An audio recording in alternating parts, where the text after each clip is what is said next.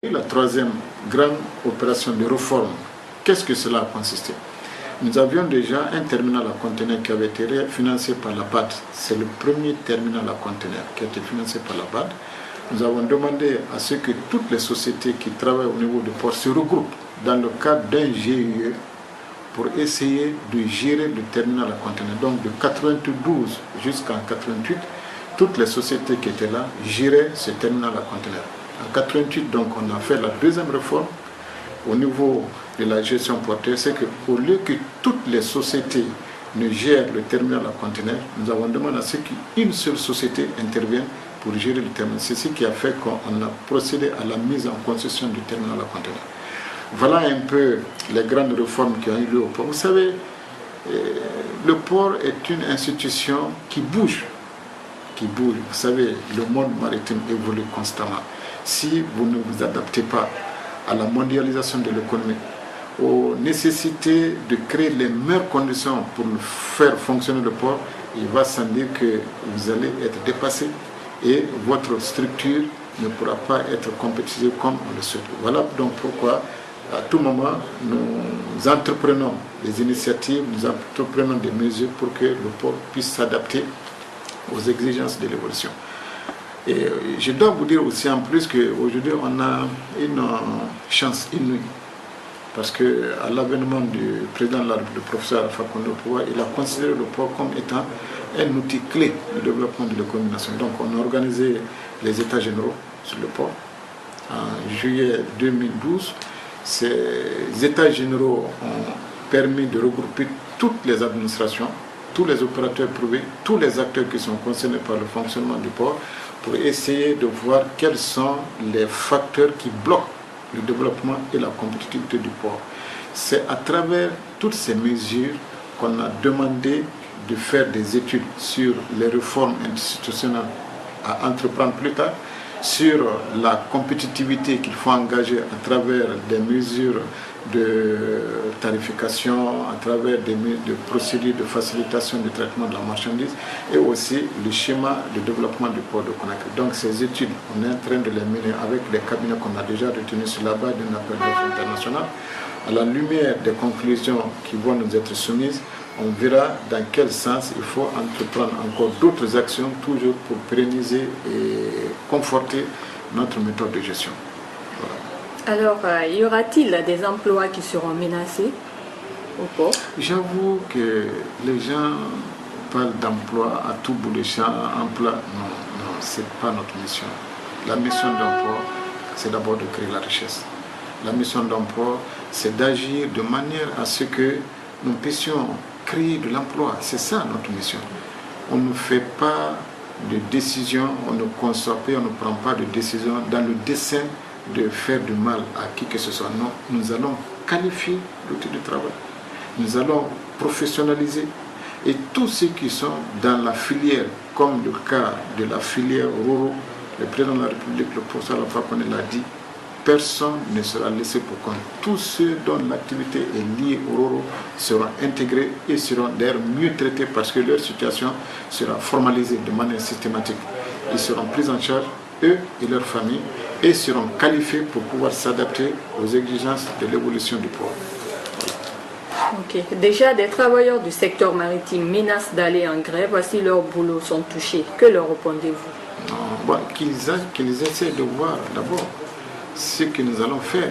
Nous, pour nous en tout cas, personne n'aura son emploi menacé. Pour nous, à moins que les gens aient une autre conception. Personne n'aura ses emplois menacés. Tous seront, en tout cas tous ceux qui sont concernés par ces mesures du point de vue filière Roro, ils seront réintégrés. Ce n'est pas la première fois qu'on a fait des réformes du genre.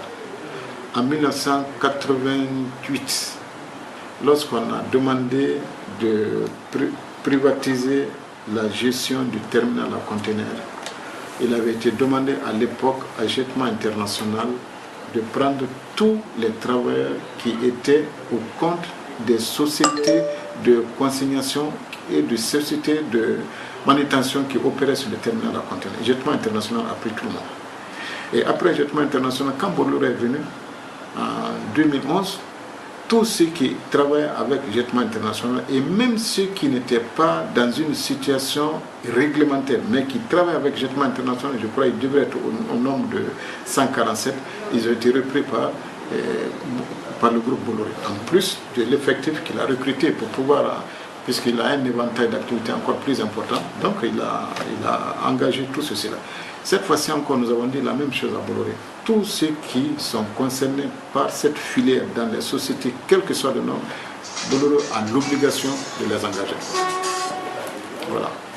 Lors de l'inauguration récemment du nouveau quai du port, le chef de l'État a assuré qu'aucun travailleur ne sera licencié. Savez-vous, ça vous rassure aussi en tant que responsable? Mais ça me rassure parce que déjà, pendant comme une dizaine de jours, on est en négociation avec les travailleurs, avec les sociétés, avec les syndicats, pour qu'on ait la liste de tout le monde, pour que Conakry Terminal puisse les prendre. Monsieur Camara, les avantages du nouveau quai qui vient d'être inauguré? Oui, ça, c'est des avantages multiples. J'avoue que c'est des avantages multiples. Qu'est-ce que nous voulons pour le port de Conakry? Nous voulons que le port de Conakry soit un grand port. Et pour qu'on soit un grand port, il nous faut des infrastructures. Il nous faut des travailleurs qualifiés. Il nous faut rendre le port de Conakry compétitif. La compétitivité s'entend par quoi? Quand dit-on qu'un port est compétitif? On dit qu'un port est compétitif lorsque les navires qui arrivent sur le port mettent moins de temps d'attente, que ce soit en rade, que ce soit à l'intérieur du port. Aujourd'hui, pour corriger ça, nous avons déjà en opération une drague qui est en train de creuser le canal, le chénal. Le chénal, c'est à peu près l'autoroute du port qui part de la rade jusqu'au niveau du quai. C'est ça le chénal. Ils sont en train de draguer. On va avoir un chénal à plus de 13 mètres de profondeur. Donc, qu'il y ait marée haute ou basse, les navires, quelle que soit leur cargaison, ils pourront rentrer à Conakry sans plus attendre la marée. Deuxièmement, avec le traitement des ro-ro au niveau du terminal conventionnel, qu'est-ce qui se passe? Ce que les gens ne comprennent pas. Chaque fois qu'un ro-ro arrive, les ro-ro c'est les gros navires qui transportent les véhicules. Chaque fois qu'un ro-ro est annoncé, puisque c'est des navires spécialisés, ils mettent moins de temps dans les ports. Quand un ro-ro est annoncé, j'avoue que chez nous c'est la pagaille. Notre mission, c'est de faire en sorte que les navires arrivent au port de Conakry. Mais nous, chaque fois qu'on dit il y a un ro-ro qui est annoncé, un ou deux ro-ro qui sont annoncés, il y a la trouille partout. Je m'excuse de le dire. Pourquoi? Parce que chaque fois qu'un ro-ro doit être accosté au port conventionnel, il faut déplacer 2 navires, même si ces navires sont en opération. On le fait aux frais du port. Ensuite, il faut arrêter les opérations de déchargement au niveau de ces navires. Que ce soit le blé qui va au Mali, il faut arrêter les opérations. Que ce soit le riz qui doit être débarqué pour Conakry, il faut arrêter les opérations. Que ce soit le clinker qui va à Kabelen pour les usines, il faut arrêter ces opérations pour donner la priorité au ro-ro, parce que c'est une mesure sur le plan international.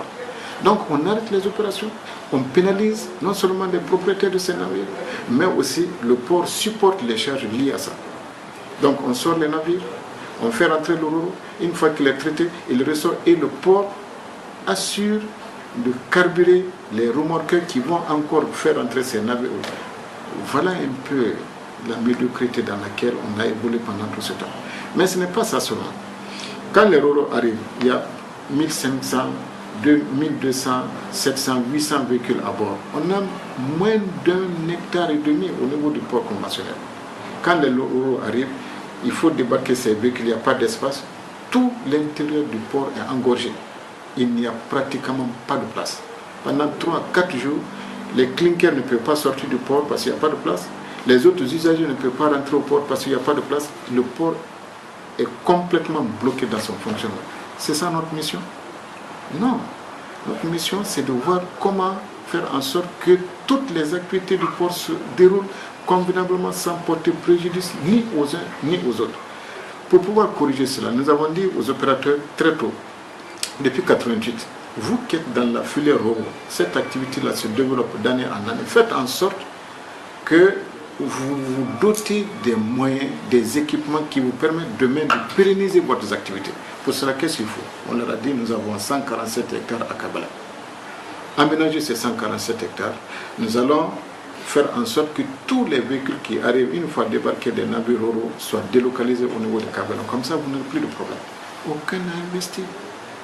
Aucun n'a investi. 88 personnes n'ont investi. 89 personnes n'ont investi. 90. En 2010, personne n'a investi. Qu'est-ce que nous devons faire? Nous devons attendre les gens quand ils seront prêts. Nous prenons nos dispositions. Non, notre mission, c'est de faire en sorte que le port fonctionne. C'est pour cette raison qu'avec l'arrivée du Bolloré en 2011, nous avons dit la mission portera sur 2 volets. D'abord, il faut qu'il y ait suffisamment d'espace. Ils ont aménagé 20 hectares au niveau du port conventionnel, 12 hectares l'extension et 8 l'ancien. Et au niveau de Kabbalah, là où les autres ont refusé, et ils ont pris 30 hectares, ils ont aménagé 5 hectares pour que les véhicules soient stockés à ce niveau et au niveau du port conteneur. Ceci va nous permettre demain, une fois que cela est terminé, on n'aura plus de temps d'attente avec les navires. Si les navires doivent arriver à Conakry à minuit, à 2h du matin, à 3h, quelle que soit la position de la marée, on va recevoir les navires ruraux. Ensuite, ils vont débarquer les véhicules qui seront alignés convenablement. Et là, plus personne n'enregistrera de vol sur son véhicule. Vous allez importer un véhicule, vous n'aurez pas besoin de venir à 2h, 3h du matin à Conakry pour dire mon véhicule, il faut qu'il soit là, sinon on va voler. Il n'en aura plus question. Ça, c'est fini. Ça appartiendra désormais à l'histoire. Tu resteras chez toi, tu te mettras en rapport avec ton transitaire, tu finis le dédouanement. Une fois prêt, même si c'est une aiguille qui est à bord de ta voiture, tu viendras récupérer ton aiguille à bord. Parce que ceux qui vont être chargés de sortir les véhicules de l'intérieur du bateau pour le terminal à conteneurs, ce sont des gens qui vont être spécialisés avec une situation réglementée, pris en charge à tout point de vue par la société. Voilà la mission que nous voulons nous assigner. Demain, nous allons instaurer le guichet unique au port.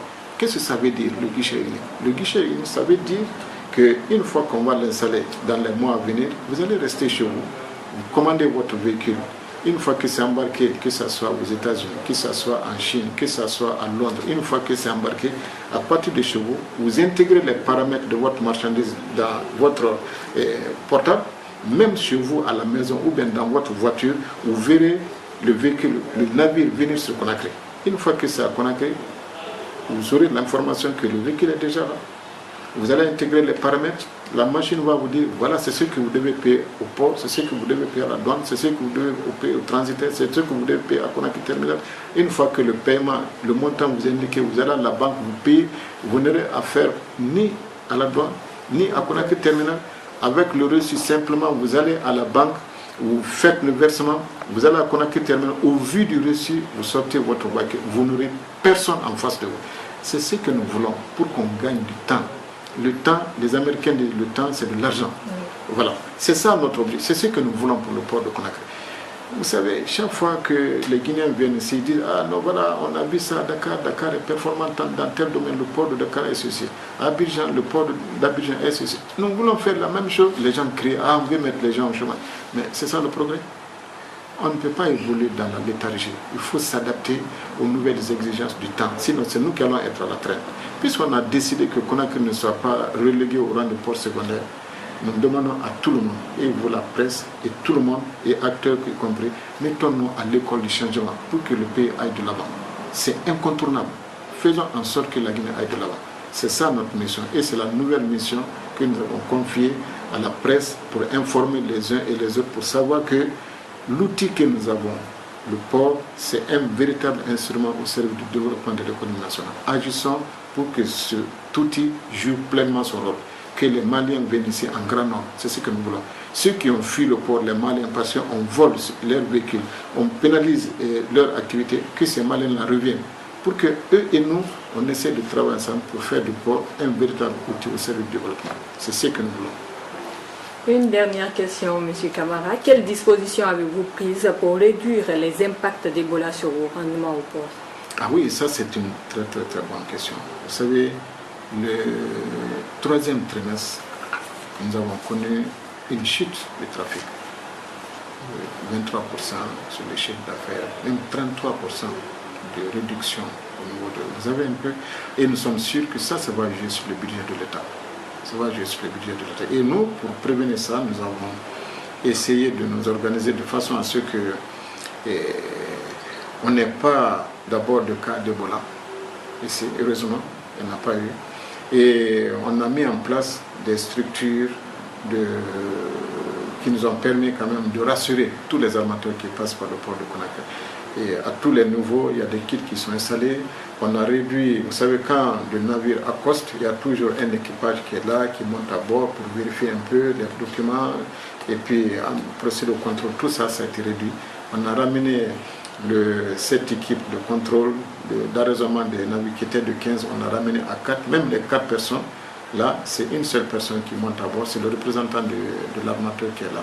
C'est lui qui monte à bord, il prend les documents et puis les gens ils vérifient. Une fois que la vérification est terminée, et puis le navire est traité et puis il repart. Nous sommes maintenant d'ailleurs confiants parce que grâce à l'appui de la communauté internationale, avec les organisations maritimes sous-régionales, les bateaux ont repris à fréquenter le port de Conakry sans aucune entrave. Je crois que de cette façon, ça nous permettra de renouer avec la croissance que nous cherchons à développer dans l'intérêt de tout le monde. Monsieur Soli Camara, merci. À moi de vous remercier. Merci.